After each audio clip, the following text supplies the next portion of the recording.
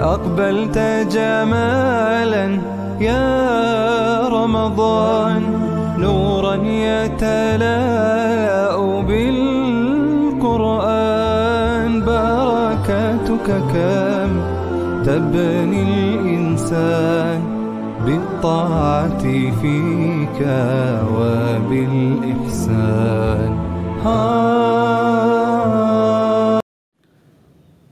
بسم الله الرحمن الرحيم. الحمد لله رب العالمين، ثم الصلاة والسلام على رسول الله صلى الله عليه وسلم. أما بعد،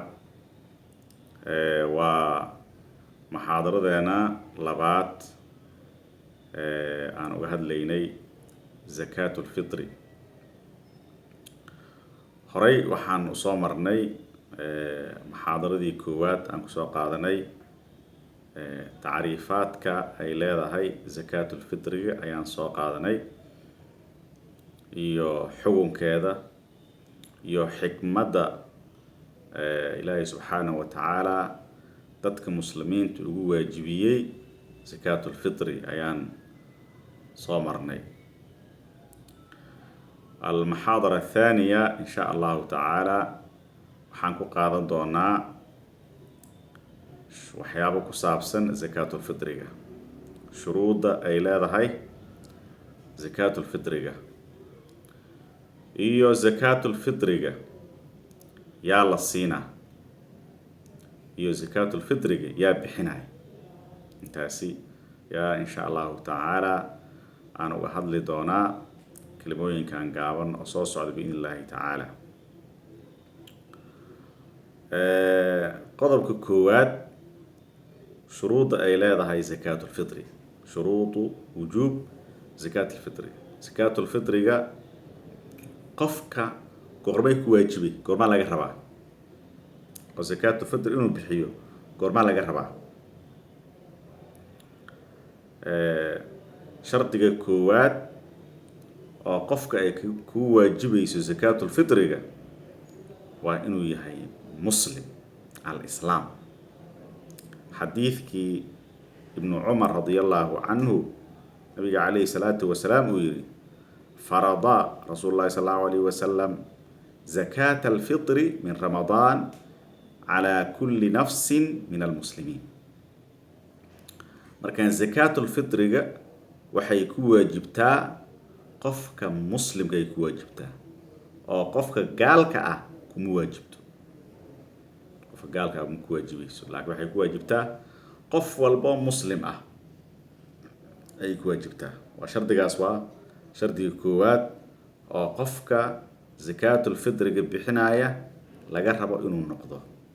hadduusan ahayna muslim uu noqdo gaal, asaga maba ku waajibaysaba, mana laga rabo. maxaa yeelay gaal waa shardigaasa laga waayay oo qofkii muslim u ahaa.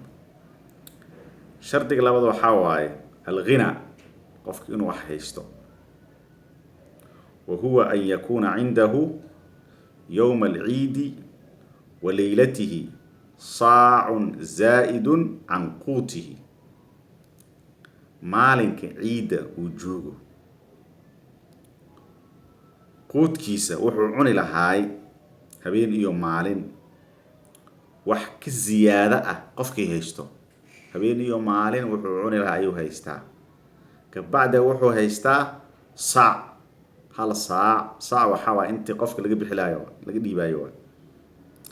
hal saac oo zaa'id ah, quudkiisa ka ziyaado ah ayuu haystaa. markaa ninkaas waxaa la leeyahay way ku waajibay zakaatul fitriga, waa ku waajibtay. markaan fiiri, zakaatul fitriga qofka bixinaya qof hodan ah oo wax badan haysto keliya ma aha. waa qof habeen iyo maalin wuxuu cuni lahaaye haysto, wixii ka ziyaado ah waa dhiiba. wixii ka ziyaado ah waxaa laga rabaa inuu ka bixiyo zakaatul fitri ayuu ka bixina. markaan shardi ma ahan oo qof hantiilo ah iyo qof saas ma ahane. waxaa waaye habeen iyo maalin qofku wuxuu cuni lahaa hadduu haysto wixii ka ziyaado ah zakaatul fitri ayaa ka waajibayso. shardiga saddexaad waxaa waaye dukhuulu waqti lwujuub waqtilwujuubka inuu soo galo qofka xilligaas inuu gaaro waqtilwujuub. waqtilwujuub waa maxay? qofku waa inuu gaaraa ramadaanka habeenka ugu dambeeya, maalinta ugu dambeyso oo qorax dhaceeda waa inuu joogaa. haddana uu gaaraa habeenka koowaad shawaal, macnaha habeenkii maalintii ugu dambeysay ramadaan markay u dhammaato, habeenkii ciidana uu galo, waxaa ku waajibaya zakaatulfitri inuu bixiyo, waa ku waajibi. marka meeshaan waxaa waaye fahmay u baahan tahay oo habeenka ramadaanka, maalinta ramadaanka ugu dambeyso qofkii maba dhamaysanba, maalinta intuusan dhamaysan galabteeda u dhintay, matalan galabteeda u dhintay, wuxuusan gaarin shawaal awalkeeda ma gaarin, bishii furanka mise habeenkii ciid uu bilaabanayay maba gaarinba, waa dhintay. goormuu dhintay? galab ramadaan ayuu dhintay matalan, oo ramadaankan ugu dambeeyo ayuu dhintay.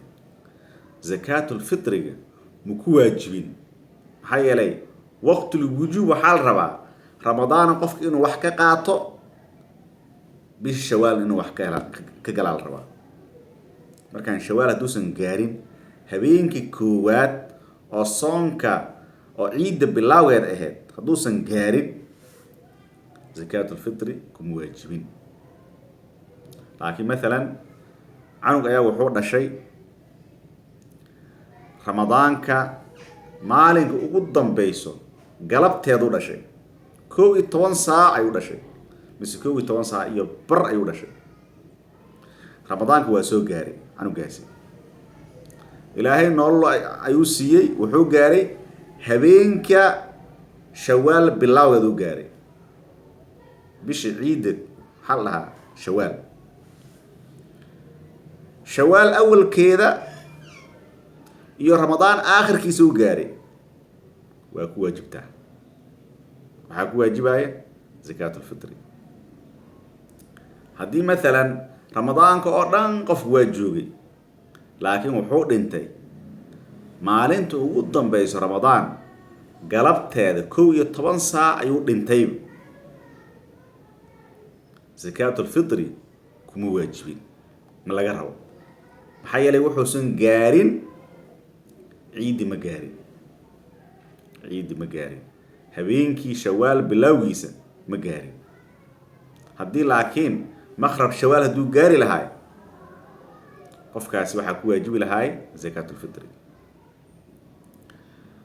haddii matalan nin gaal ah hadduu soo islaamo maalinta ugu dambeyso ramadaanka galabteeda uu soo islaamay, 10 saac 11 saac ayuu soo islaamay, waxaa ku waajibaya zakaatulfitri, waa ku waajibi. maxaa yeelay ramadaanku qayb ka soo qaatay, daqiiqooyinka bacdan wuxuu geli doonaa shawaaluu geli doonaa, waa ku waajibi. qofaa matalan faqiiru ahay, waxba ma haysanba, wax uu haystay ma jirin, zakaatulfitri ma ku waajibin. laakiin maalinta ugu dambeyso ramadaanka galabteeda 11 saac ayaa hanti soo gashay, zakaatulfitriga ku waajibayso, maxaa yeelay ramadaanka wax ka soo gaaray, waa ku waajibay. laakiin mid kale ayaa zakaatulfitri maba ku waajibaysaba, waxba ma haysto, ramadaankii oo dhan wax ma haysan, ramadaankii waa dhammaaday, shawaalaa la galay, habeenkii ciiddaa la galay, habeenkii ciidda ayaa wuxuu helay hanti. ramadaankii waa dhammaaday, caawa waxaan leenahay shawaal bilaaweedi waaye, 1 saac 2 saac markay ahayd hanti uu helay, zakaatulfitri ma ku waajibayso, maxaa yeelay ramadaanka sooma gaarinba. markii waajibaysay zakaatul fitriga asaga waajibka ma qaban shawaalu lacag hele asaga markaa saas waa canuga wuxuu dhashay maalan wuxuu dhashay habeenka shawaalu dhashay ramadaankii waa dhammaaday galabtii ugu dambeysay markii la afuray kadib ayuu dhashay zakaatul fitri buu ku waajibin qofku waxaa la rabaa inay iswaafaqdo ramadaan dhammaanshihiisa waa in wax ka haystaa shawaal bilowgeeda waa in wax ka haystaa sidaas ayaa waxaa ku waajibaya qofka ay ka waajibay zakaatul fitriga markaana waqtul wujuub saas waa waqtul wujuub waxa waaye awal aakhir ramadaan iyo awal shawaal qofkii inuu intaas ku haysto ayaa la rabaa saas ay ugu waajibaysaa zakaatul fitriga taas ayay waqtigaas ay leedahay mas'alada kale aan rabo waxa waaye yaa la siinaa zakaatul fitriga zakada caadiga ah ilaahay subxaanahu wa tacaala wuxuu u sheegay asnaaf la siiyo waxaa la siiyaa inama sadaqaatu lilfuqaraa'i a ilaahay ka bilaabay wuxuu u sheegay ilaahay 8 sinfi oo la siinaaya zakada caadiga ah inama sadaqaatu lilfuqaraa'i والمساكين والعاملين عليها والمؤلفة قلوبهم kuwaas uu sheegay culimada qaar waxay leeyihiin zakaatul fitri waxaa la siinaa dadka ilaahay uu sheegay oo zakada caadiga la siinayo ayaa la siinaa qolaasaasay ku tagtay qolna waxay yiraahdeen waxaa la siinaa masaakiinta bisa la siinaa nabiga calayhi salaatu wasalaam wuxuu yiri tu'matan lil masaakiin masaakiinta waxay u tahay quud markaan masaakiinta la siinaa warkaas culimo badan ay qaateen oo uu kamid yahay ibn taymiya al-harrani uu kamid yahay ardaygiisa ibn al-qayyim al-jawzi uu kamid yahay al-shawkani muhammad ibn ali al-shawkani uu kamid yahay waxaa rajaxay ibn uthaymin waxaa kaloo qaatay ibn baz raximahumullahu jamiican waxay yiraahdeen zakaatul fitriga waxaa la siinaa masaakiinta ayaa la siinaa oo asnaaftaas kale oo ilaahay subxaanahu wa tacaala uu sheegay zakada caadiga la siinaayo asnaaftaas lama siinaaye masaakiinta waxaa looga dhigaa quud looga dhigaa طعمة للمساكين مركان زكاة الفطر جاس وقفكي صناي هي اللي طهرين قفك مركي وصلاة وقلب صلاة ديسي خلل وقيمة صلاة خلل وقيماناي لبا خلل واي خلل نوحاواي وحالو كبا سجود السهو منه حالغو كبا منه كما بلهم صلاة إن لسوق ذلوا مثلا سجوده كتجي ركوعه كتجي ركوع سجود إنه لا إمادة موية صلاة دك صدق كلا سجود السهو ما كبته لكن خلل كلا أو يرير ضوء إمادة وحالغو كبا سجود السهو يلو كبا مركان زكاة الفطر وحي لم التهي سجود السهو أو كلا سجود السهو للصلاة زكاة الفطر للصوم أيضا وحي كبتا خللك يوحيابا كيماذا أي كبتا إمام النووي وحليه في المجموع وحليه روينا عن وكيع ابن الجراح قال زكاة الفطر لشهر رمضان كسجدتي السهو للصلاة زكاة الفطر اللي بحنا شهر رمضان وحي لمتاي labada sujuudood oo loo sujuudo salaada sahwi darteed midana zakaatul fitriga tajburu waxay kabtaa nuqsaan sawm soonka nuqsaantiisa ay kabtaa kama yajburu sujuudu say u kabto nuqsaan salaada nuqsaanteeda sida ay u kabto oo kale aydan waxay u kabi doontaa soonka khalalkii ku yimid ay kabi doontaa.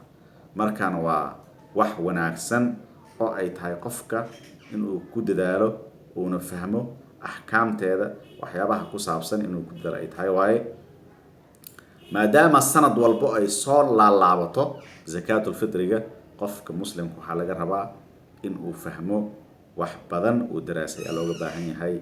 وبارك الله فيكم وجزاكم الله خيرا. halkaas ayaan ku joogi doonaa insha Allah taala. محاضرة ku xigto waxaan kaga sheekayn doonaa nooca la bixin. أقبلت جمالا يا رمضان نورا يتلاء بالقرآن بركاتك كم تبني الإنسان بالطاعة فيك وبالإحسان